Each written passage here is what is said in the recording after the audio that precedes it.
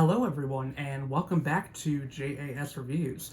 My name is James and on this channel I do reviews of both music and movies, along with the occasional commentary piece, so if any of that sounds interesting to you then please be sure to leave this video a like and to subscribe to my channel to see more content like that. And today I am finally back with an actual review for 2024, and today I am going to be talking about the newest album from one of my favorite metalcore bands, While She Sleeps, entitled Self-Hell. Now, first of all, let me address the elephant in the room. This year, I am later to reviews than I was last year. Last year, I came out with my first review in March, and while I did technically have one movie review earlier this year, besides that, have not really had any reviews until now. In April, it is sort of embarrassing to admit that, especially when I made some resolutions to make my channel a little more consistent this year, but the beginning of this year has just been very unexpectedly busy. Nevertheless, I'm not going to dwell on that anymore. Let's go ahead and get to the review at hand. Now, as I did say in my intro, While She Sleeps is one of my favorite metalcore bands out there, and that remains to be the case. If you saw my review for their last album, Sleep Society, back in 2021, then you know that they are easily within my top 5. I think they have released what I would definitely consider to be one of my top 10 favorite metalcore albums to date at this point, in You Are We. And I really love their other albums too. I think that So What is a near perfect continuation of You Are We. And while Sleep Society from 2021, I will say that that album has maybe shrunk on me a little bit. I still do absolutely love songs like Enlightenment and Nervous, maybe even more than I did back when I heard them. I've always viewed them as a very consistent band. So I had no doubts, in my mind at least, that they would disappoint me with this new album, even when some people were admittedly pretty let down by the lead single, Self-Hell. I know there was a lot of controversy around this song, and I can completely understand why. This song was somewhat of a departure in the sound for the band, but at the same time, sort of not.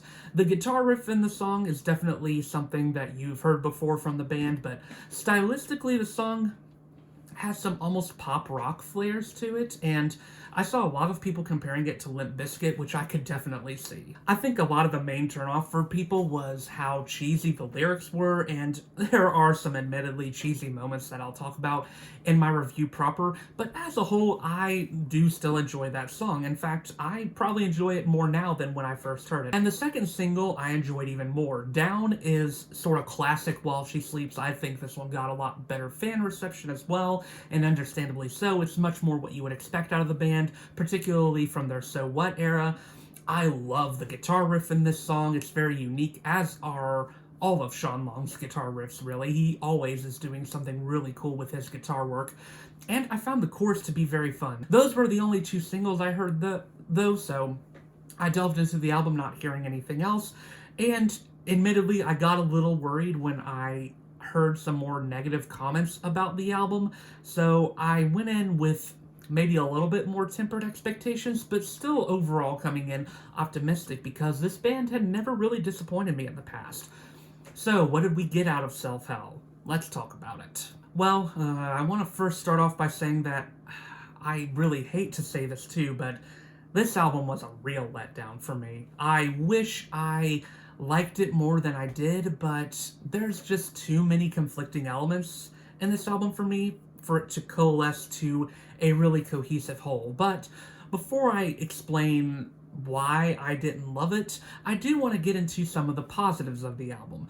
First of all, I do think a lot of people are going to dislike that this album is more experimental, and I have some complicated feelings on that too, but I will say that in some ways I appreciate that While She Sleeps is continuing with their philosophy of never being a predictable band. It's not too surprising that they did something new on this one as well.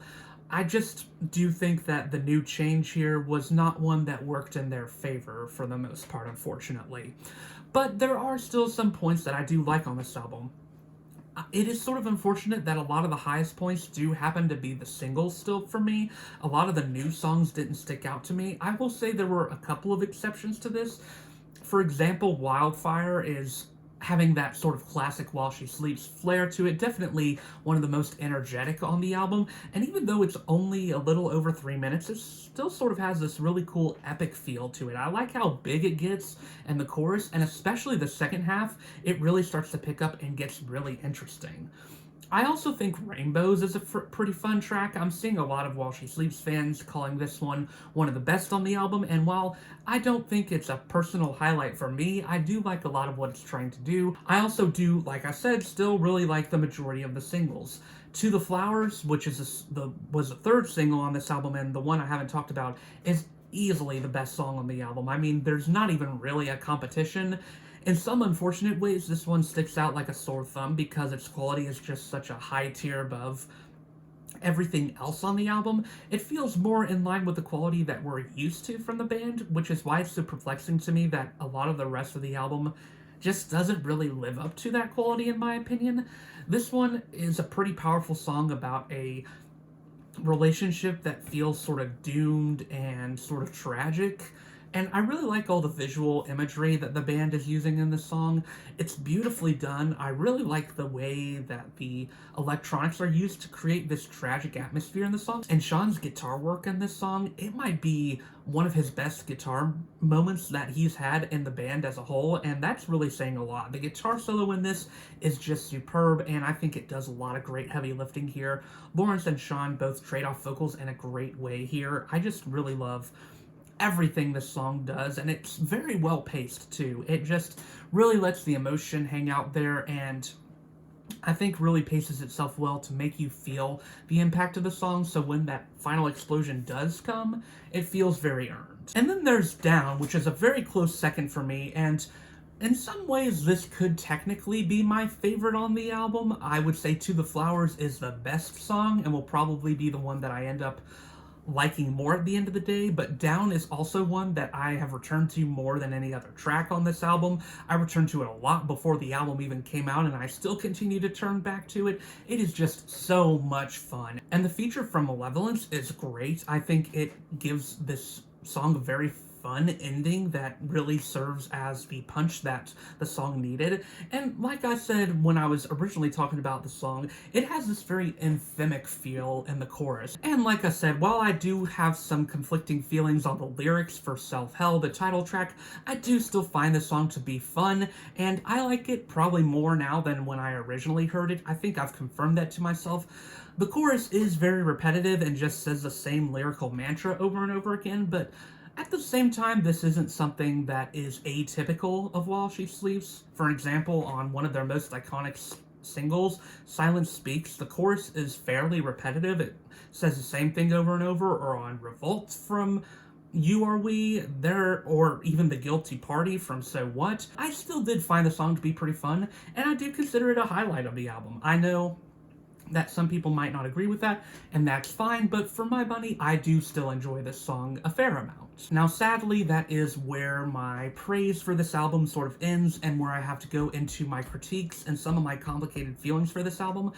One of the major things that I will say was a bit of a killer on this album for me was the production on it. I am not sure what happened, because the band was independent on their previous album, Sleep Society, and the production didn't suffer on that one at all, really. It was pretty consistent across the board. The guitar work was crisp and clear, the vocals were great, everything felt like it had impact on the album. It just didn't work here, and maybe it was because they were trying different styles, and they weren't sure how to produce those styles.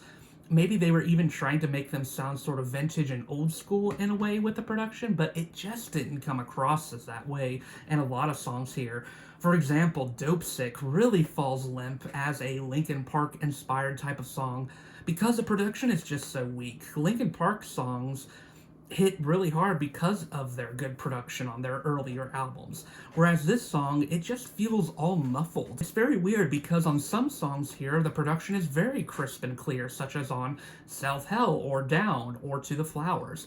But then on other songs where it would benefit them if the production were clearer, it's just not. Rainbows is one of the biggest examples of this. That's why I can't entirely love that song, because I feel like the guitar work just doesn't hit as hard as it could for me, and I feel like the vocals just don't have that really good quality to them. That goes for Enemy Mentality as well. Now, this one has some other problems that I might as well explain now. This one is just sort of all over the place, and that can sort of be said about the structure of the album too, really. But this song in particular, it just sort of shifts from one idea to another, and it feels very haphazard, which is disappointing. And that brings me to another major problem of this album, and probably the one that kills it even more than the production, and that is the lyrical content on this album. Now, I'm not going to say that While She Sleeps is like an absolute master in writing the best lyrics in the world, and I don't think they'd even say that themselves as a band. Their main goal in their discography has been to write very universal songs that appeal to a lot of people. Even when their songs were political, I think for the most part they were trying to unite people rather than divide, and I still think their lyrics worked well enough for what they do. And I think that they were powerful in their own right without needing to overstate things. Songs like Revolt or Silence Speaks were powerful because of how well they presented the writing. It didn't have to be just over-the-top sentiments. It really worked well. But on this album, I don't know, just something felt off in the lyrics the whole time. And I think the main indicator of that is just because the lyrics are pretty cheesy and in some cases sort of eye-rolling, and in other places it felt like they were trying to be modern and appeal to the Gen Z audience, and more times than not that came across as cringeworthy. As much as I like the title track Self-Hell, lyrics like "You don't know my secrets because I'm not a Gemini" feel like they were targeted towards Gen Z, and it sort of sends chills up my spine every time I hear it because I just don't know what they were thinking with that particular lyrical sentiment. Dopesick is a huge example of this, with "I'm getting high on feeling low," just making my eyes roll right up to the ceiling. I really do not like that lyric at all. And let's talk about Leave Me Alone, because man, this song is painful to me. I hate to say it, but this is probably one of the worst songs I've heard this year so far. And yeah, it does pain me to say that, because I've never really heard a While She Sleeps songs that I would say has made me really dislike it. I feel like it is all build-up and no payoff, and the build-up isn't even particularly good either. Lawrence Taylor tries his hand at rapping. This is another one where they're trying to invoke some sort of Limp Bizkit or Linkin Park inspirations, maybe even some Sum 41 in there, and it just does not work. I'm not saying that I don't think the band shouldn't have gone for this. I think going through a throwback style could have worked for them, but they just don't really nail the aesthetic here well at all. Once again, the production on here is disastrous, and I don't really like the incorporation of electronics here. It feels very haphazard. And the rapping from Lawrence Taylor feels just a bit clumsy to me. Man, that chorus just, it is the sort of killing shot, in my opinion. It is the worst part of the song, and it just, I can't stand to hear it any time it comes on. This one is an instant skip for me on the album, and in fact, I don't really see myself returning to the album that much. Something I didn't like about Sleep Society was that they included these interludes that felt wildly unnecessary, and unfortunately the band does that yet again here, and the interludes are rather long once again. I just don't know why they included all these interludes. They don't really do much to flesh out the album. If anything, it just feels like an awkward halt in the story of the album, and at that, it makes the album feel even more disorganized. Out of the Blue was probably the most interesting one, but it doesn't really become interesting until about halfway in. No Feeling Is Final goes on way too long and did not need to be as long as it was. And while Radical Hatred, Radical Love, the closer, does have lyrics in it, it still ultimately feels like an interlude and just the most shrug-worthy way to end the album. It is once again just a chorus that's repeating itself over and over and over again. And that happens all the time on this album, just these choruses that are utterly repetitive. Like I've said several times already, While She Sleeps has done this before, but they've only done it on a couple of songs on each of their other albums. They also had songs that had choruses that were just more than one phrase, but on this album, they only have one sort of phrase for a lot of the songs on here, and that really kills a lot of what could have made this album catchy if they had avoided that. So yeah, I wish I had more positive to say on this album, but my feelings on it ultimately come down to that it is a pretty big letdown from the band.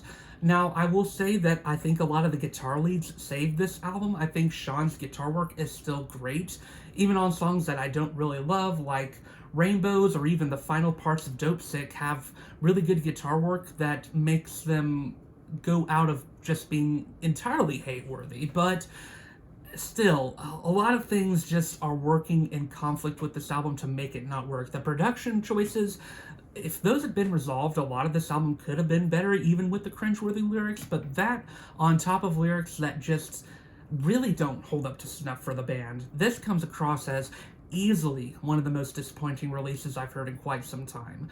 If you like this album, that's great, and I'd love to hear your thoughts on it, but this one just wasn't for me. On repeat listens, it let me down more and more. So, unfortunately, I'm going to be giving this a 2.5 out of 5 stars, and even at that, I feel like I'm being generous. So yeah, those were my thoughts on While She Sleeps' newest self-help. What were your thoughts on this album?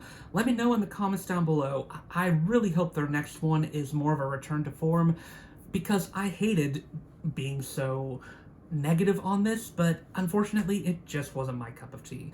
But anyway, my name is James, and I do reviews of both music and movies on this channel, along with the occasional commentary piece, so check that out if that sounds interesting to you on my next video. And next up will be an individual movie review. But until then, I will see you all in the next video.